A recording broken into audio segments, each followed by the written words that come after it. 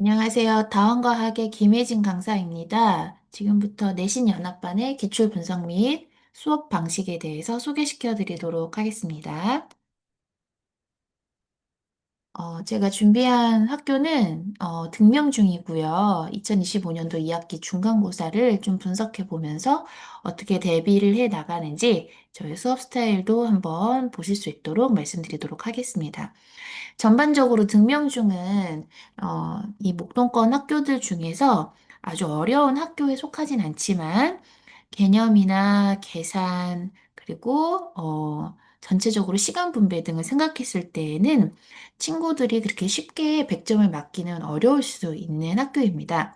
그래서 이런 학교 같은 경우에는 굉장히 어려운 어떤 그런 고난이도의 문제들을 많이 풀어보기보다는 우리가 개념 자체에서 좀 꼼꼼히 좀 거기서 놓치고 있는 부분이 없는지 계속해서 체크하고 있고요.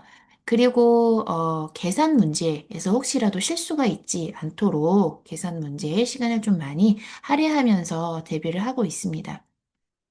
여기 1번부터 5번까지는 역학적 에너지에 대한 문제였습니다. 그중에 제가 2번 문제를 조금 가지고 왔는데 2번 문제에서 높이 10m인 곳에서 떨어뜨린 그 물체의 어떤 위치에서의 운동 에너지를 한번 물어보는 그런 문제였습니다.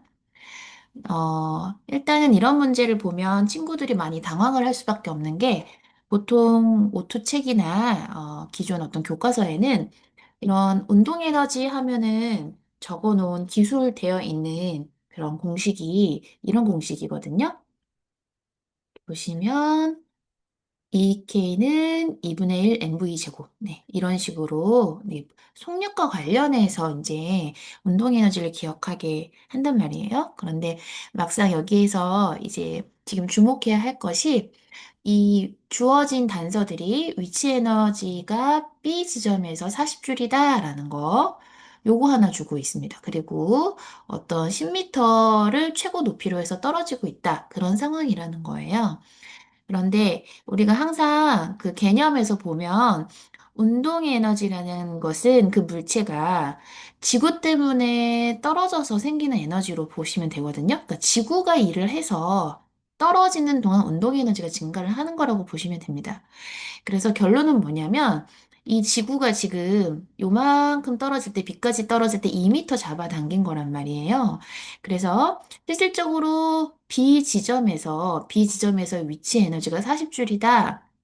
이 얘기는 뭐냐면 8m 상공에 있는 그 물체의 위치 에너지를 8m 이렇게 표현할 수 있거든요.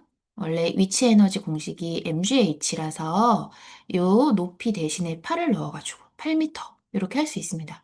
그리고 이제 운동의 에너지는 요 2m 떨어지고 있는 그런 상황이기 때문에 EMG라고 이렇게 표현을 해가지고 네, 대략 이제 4대 1이라고 해서 결론은 뭐냐면 이 높이에서의 위치 에너지가 40줄일 때 운동 에너지는 이제 10줄이다라는 걸 알 수 있고요. 더불어서 여기 있는 그 단원명에서도 우리가 역학적 에너지라고 하고 있기 때문에 이 역학적 에너지가 포지션마다 얼마인지 그거를 확인하는 게 제일 중요합니다. 근데 지금 전체적인 역학적 에너지가 50줄이었어요. 그러면 이 C점에서도 역적 에너지가 50줄이 돼가지고 지금 시점에서의 역학적 에너지에서 지금 위치 에너지와 운동 에너지의 비가 같은 높이잖아요. 떨어진 높이나 지금 높이 여기 떠 있는 높이가 같잖아요. 그러면 1대1이 된다는 얘기죠. 그래서 50줄에 대해서 대략 절반 정도를 갖고 있는 25줄이 이제 시점에서의 운동 에너지다. 네, 이런 식으로 좀 접근을 해야 된다는 얘기입니다. 그래서 단순히 이제 책에 있는 공식을 그대로 기억만 해서는 풀 수가 없는 문제들이 이렇게 많이 나오고 있습니다. 그리고 넘어가서 한 6번부터 한 12번까지 전기 에너지도 나오고 있어요. 근데 그중에 전기 에너지 한번 좀 풀어보자면 12번에서 지금 이렇게 가전제품의 전격 전압이나 소비 전력을 다루고 있습니다. 많은 친구들이 일단은 전기 자체에 알러지가 있어요. 그래서 전기 자체를 어려워하고 있고요. 근데 그 전기에 2학년 때 배웠던 그 전기에 전압, 전류, 저항 말고 또 와트라는 게 또 추가되다 보니 친구들이 굉장히 어렵게 느끼는 부분이 있습니다. 근데 이 전격 전압이란 말, 그리고 소비 전력이란 말은 쉽게 얘기하면 이 문제의 그 제품, 이 제품을 사용할 때 필요한 전압, 그리고 이 제품이 1초당 어느 정도의 에너지를 소비하는지, 그걸 그냥 딱 단순하게 나타내 주고 있는 거거든요. 네, 그러면 문제를 한번 자세히 보도록 하겠습니다. 모니터 220V 40W, 전기난로 220V 800W. 네, 이런 상황인데 옳지 않은 것. 자, 모니터가 20초 동안 800줄의 전기 에너지를 썼다. 자, 모니터 같은 경우에 이 40W란 뜻은 뭐냐? 40W는 1초에 40줄의 전기 에너지를 쓴다는 뜻이거든요. 1초당 40줄의 전기 에너지를 쓴다라는 말인데, 지금 보시면 20초 동안 얼마나 썼느냐를 물어보고 있잖아요. 그래서 여기에 20배 해줘서 800줄이 나오게 되겠죠. 그래서 맞는 말입니다. 전기밥솥 같은 경우는 1시간에 1200줄의 전기 에너지를 쓴다. 이 말이 또 무슨 소리냐면 1초에 1200줄을 쓰는 거예요. 네, 그만큼 이 전기밥솥이 이 어떤 에너지 소비를 많이 하고 있거든요. 근데 어쨌든 1초에 1200줄이기 때문에 이게 바로 틀린 말이겠죠. 그렇죠? 네.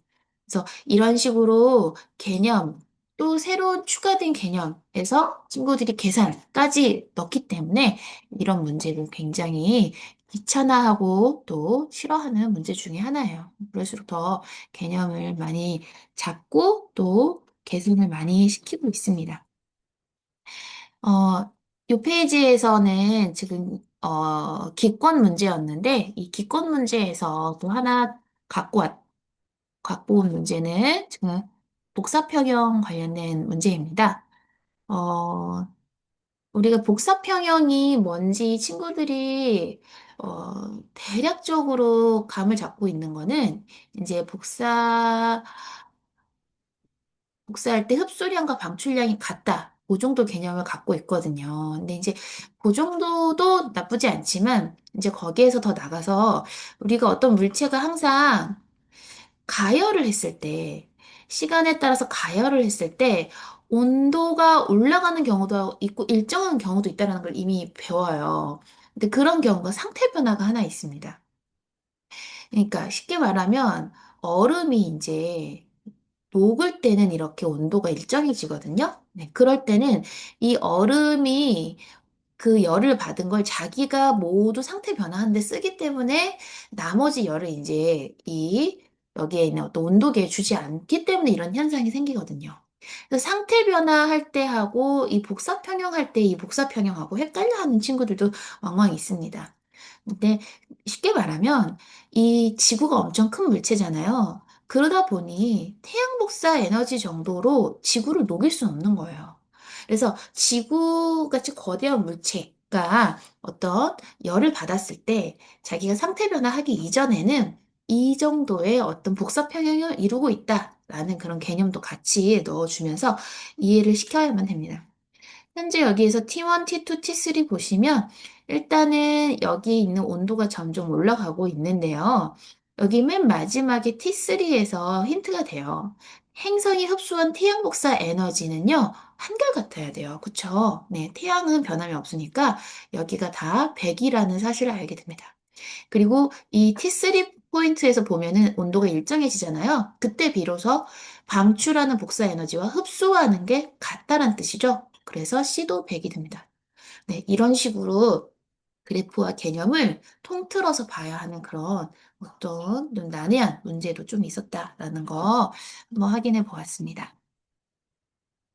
어, 보통 저희 연합반에 대해서 고민을 많이 갖고 계시고 또 의문점이 있으신 어머님들이 많으세요. 그러니까 일단 학교가 너무 다르고 범위가 다른데 어떻게 진행이 되는지.